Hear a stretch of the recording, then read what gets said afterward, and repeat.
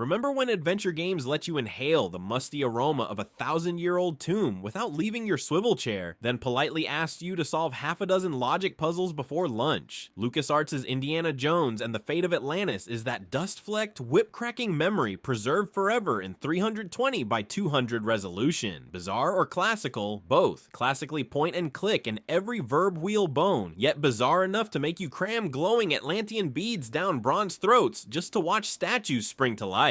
As you do. Underrated or overrated? The game sits at the precise intersection where cult darling kisses critical mainstay, so the only people overrating it are the diehards who tattoo Nur Absol's name on their calves. Guilty? Metaphorically. Fundamental or forgettable? If LucasArts' golden age is your gaming Old Testament, Fate of Atlantis is the book of Exodus. Plagues, idolatry, and triumphant escapes included. Flip your fedora brim down, because we're about to raid the pixelated Ark, cracks and all, and see whether Indy's greatest non-cinematic outing still belongs in the museum or on your modern hard drive alongside ray-traced behemoths. Historical context: June 1st, 1992. The Cold War had thawed into an uneasy puddle. Clinton was months from saxophone blasting into the White House, and my local XP arcade, a neon cave wedged between a laundromat and a discount pet store, had just swapped out its creaky R-Type board for Street Fighter II. While the cool kids perfected sonic booms, I dashed home clutching a shrink-wrapped box of Indiana Jones and the Fate of Atlantis. 6 pristine 3.5-inch high-density discs sliding around like sacred tablets inside.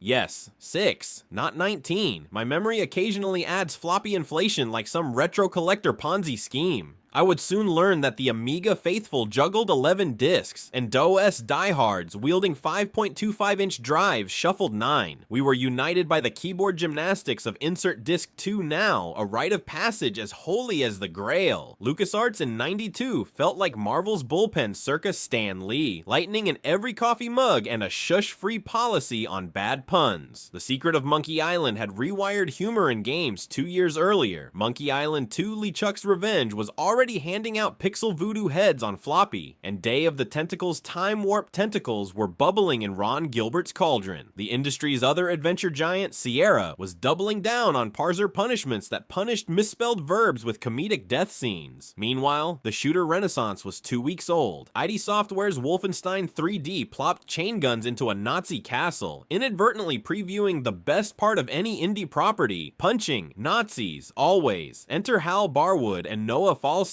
ex-film scribes who nearly adapted a shelved Indiana Jones screenplay before Lucasfilm said, "Why not build your own lost city and skip the silver screen bureaucracy?" They hijacked the Scum engine, already a workhorse but still pliable enough for innovations. Rotoscoped animations lending Indy a Harrison Fordish swagger. A MIDI score by Clint Bajakian that bullies FM chips into almost orchestral flourishes. And in 1993's CD-ROM re-release, full voice acting, a LucasArts first, where Doug Lee gives Indy the gruff mid-Atlantic lilt fans deserved. I still recall gawking at the hefty CD jewel case in the electronics boutique display, a shining circle promising relief from disc swapping and the sorcery of spoken dialogue. Yet Fate of Atlantis wasn't just benefiting from technology's turbo boost, it breezed into a cultural sweet spot. Indy remained unsullied by fridge-nuking rumors or digital de-aging. The Young Indiana Jones TV series was nibbling at primetime slots, meaning the brand pulsed across multiple mediums, but film studios sat idle on a 4th movie script, leaving LucasArts free to pitch their adventure as the real sequel. Magazines like Computer Gaming World hyped it as archaeology's answer to The Empire Strikes Back, promising Platonic myth mashups that would make Von Daniken spit his coffee. My adolescent mind couldn't process that level of promise, so it just looped John Williams' fanfare on WAV repeat and bounced off the walls until Disc 1 finally clacked home.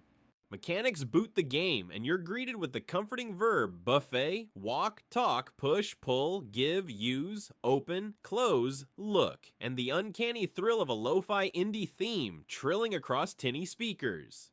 Underneath the familiar Scum chassis, however, Barwood and Falstein snuck in a design coup, a branching 3-path structure that toggles mid-adventure, not at a perfunctory opening dialogue. Solve a vital map puzzle in New York City, and the game politely asks if you'd rather stress test your brain, Wits path, your knuckles, fist path, or your interpersonal patience, team path. It's the adventure equivalent of pressing a dimensional fork in the road, akin to choosing whether to binge Jeopardy, American Gladiators, or When Harry Met Sally, each rewarding, each radically different energy. I went Wits first, because 13-year-old me equated puzzle density with intellectual street cred. That route bombards you with cart track labyrinths inside Crab Island catacombs, sunstone alignments that would make Copernicus nod approvingly, and submarine sabotage requiring careful lever choreography, lest Indy flood the ballast tanks and drown like a pulp paperback footnote. Later, I tried fists, unleashing a barrage of left hooks upon sprite Nazis in what amounts to a 1930s socket puppet boxing sim. The fight interface resembles two cardboard cutouts gently bobbing, but if you time a punch just right, Indy's haymaker triggers a 256 color flash, and the offending fascist crumples like overcooked strudel. It's silly, it's crude, it's deeply cathartic. Team Path, however, remains the canonical rom-com road trip. Sophia Hapgood, Indy's once student, now psychic hustler, joins the quest, her sardonic quips forming a running commentary on archaeology's less glamorous side, lugging crates, bribing Algerian cabbies with arrowheads, evading angry dig site camels. Her presence isn't just flavor text, she solves certain puzzles herself, or if you blow dialogue options, becomes a liability requiring rescue. Managing that seesaw becomes its own meta puzzle, a precursor to BioWare's relationship meters, minus the awkward romantic cut scenes. If there's a singular object that binds every puzzle, plot twist, and late night forum argument, it's orichalcum, glowing beads the size of milk duds, rumored to power Atlantean super tech. Early in the story, you discover a bronze statue, jaw hinged like a Pez dispenser. Drop a bead into its maw, and it comes alive long enough to move a stone slab, and grant nightmares to any child in earshot.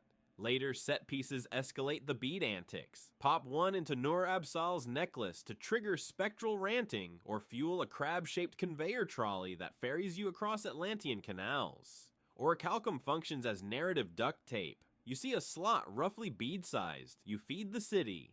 There's even a recurring gag where Indy pockets more of the stuff than the script anticipates, leading to emergent mischief, coaxing a stone door to open and close like a novelty animatronic, or dropping extra beads into Sophia's possession just to watch her necklace squeal. Now, let's address the avian rumor mill. The Tikal jungle sequence sports a talkative parrot perched outside a temple, repeating overheard dialogue with parrot-appropriate sass. Contrary to decades-old playground myths, you never trick it with gum-wrapped beads, nor is it goose-stepping under a swastika flag. Not all parrots. Instead, Indy plays ventriloquist by feeding it correct passphrases to unlock a path. The comedic value lies in hearing your own words parroted back with feathered contempt. The parrot is an information gate, not a Nazi stooge. Our collective memory may have conflated it with Monkey Island's insult parrot, understandable given LucasArts' penchant for fauna snark. But let the record show, no parrots were harmed by orichalcum ingestion during production. Because LucasArts believed tension belonged in story, not save slots, Fate of Atlantis offers countless ways to stumble, few ways to die. Most involve submarine pressure holes or Atlantean lava pits. And mercifully infinite undos. Still, soft locks lurk. Sell the Sunstone in Monte Carlo to a shady collector, and goodbye progression. Hand the mask of the Worldstone to that same hustler, and hello rage quit. These design landmines teach the core Indy mantra. Keep everything unless it bites. Meanwhile, Clint Bajakian's score shapeshifts beneath each locale. Excitable timpani for Algerian caravans, brooding brass for icy digs in the Azores, proving that FM synthesis, when massaged by a maestro, can mimic a 30-piece orchestra. My Sound Blaster 16 occasionally clipped the high notes, lending Indy an off-brand karaoke vibe, but I champion it as lo-fi authenticity, hipster archaeologist chic. The puzzle crescendo hits inside Atlantis itself, where triple ring machinery promises either enlightenment or mass vaporization. Wits' path demands a combinatorial ballet. Sunstone, Moonstone, and Worldstone must align with correct god names and astronomical glyphs. One wrong click and the machine resets, accompanied by a bronze guardian statue side-eyeing your incompetence. Witnessing Dr. Uberman, sleek Gestapo haircut, deep-fried hubris, stuff himself into the machine, mutate into a glow glowing horned titan, and explode 3 frames later remains among my top 10 cathartic game moments, right up there with smashing Dark Souls Ornstein and Smough or chaining a 20-hit combo in Marvel vs. Capcom 2. The explosion is more pixel confetti than gore, yet it delivers karmic justice sweeter than Sophia's post-credits zinger. Indy shrugs, mutters, Nazis. I hate these guys, and you're reminded that understatement is an art form, legacy, and influence. Even without blockbuster marketing, Fate of Atlantis shipped more than 1 million copies, a bona fide buried treasure for LucasArts' finance spreadsheet. The talkie edition, bundled in the Classic Adventures box set, became a gateway drug for CD-ROM adoption, convincing skeptical parents that voice acting equaled educational value. Thanks, Indy. Yet despite stratospheric reviews, LucasArts never built a direct sequel. Fans blame licensing headaches. Insiders whisper about shifting studio focus towards Star Wars flight sims, which promised joystick sales heaven. Whatever the cause, Atlantis sank back beneath the digital waves, leaving behind ripples felt for decades. Consider the design DNA. The branching path principle germinated in BioWare's dialogue morality trees, Telltale's episodic cliffhangers, even CD Projekt's sprawling Witcher quest webs. Companion interplay between Indy and Sophia foreshadows Broken Age's dual protagonist swap and Life is Strange's time-powered friendship drama, minus the 1990s shoulder pads. The idea of integrating light combat into puzzle frameworks resurfaced in Uncharted's QuickTime sequences, a spiritual descendant wearing HD textures and Nolan North's roguish baritone. Yet few modern adventures equal Atlantis' trifecta of situational comedy, historical esoterica, and satisfying screw Nazis fist action. Academics adore analyzing the game's pseudo-archaeology. Papers abound on orichalcum's mythical Atlantic origin, Platonian mistranslations, and LucasArts' selective pilfering of theosophy. The consensus: historical accuracy takes a back seat to pulp adrenaline, and that's okay. Never let a boring fact get in the way of a good bullwhip, said someone, probably me just now. Meanwhile, the indie scene's pixel art revival quotes Atlantis' palette shamelessly. Titles like Thimbleweed Park and Shardlight borrow its grave blue night skies and burnt sienna ruins. Speedrunners crack jokes about bead RNG, routing Wits' path in under 40 minutes by abusing dialogue skips. Twitch chat spams fedora emojis accordingly. Talk of film adaptation crops up every few Comic Cons. Kathleen Kennedy once acknowledged fan petitions, but diplomatically replied, "We're not ignoring Atlantis, but Indy has many stories." Translation: maybe when Harrison Ford finally hangs up the whip for good, Dial of Destiny indeed, Disney Plus will roll dice on an animated retelling. Until then, community modders fill the void, translating the text into Russian, Mandarin, and even Klingon, replacing Indy's sprite with Lara Croft for crossover kicks, and inadvertently proving that copyright law can't outpace nostalgia-driven elbow grease. Of course, not all legacies are golden idols. The stubborn fighting interface remains a cautionary tale. If you graft action onto brainy gameplay, make sure the inputs don't feel like typing Morse code with boxing gloves. The game's potential to soft lock, though mild by Sierra standards, nudge the genre toward autosave and hint systems. You can almost trace a dotted line from Monte Carlo pawn shop tragedies to modern hint coin economies in Professor Layton, and the pixel aesthetic, while charming, sets a high bar for any remake. Upscale it too much, and you risk losing the hand-painted warmth. Leave it untouched, and new players squint like they've stared at the Ark.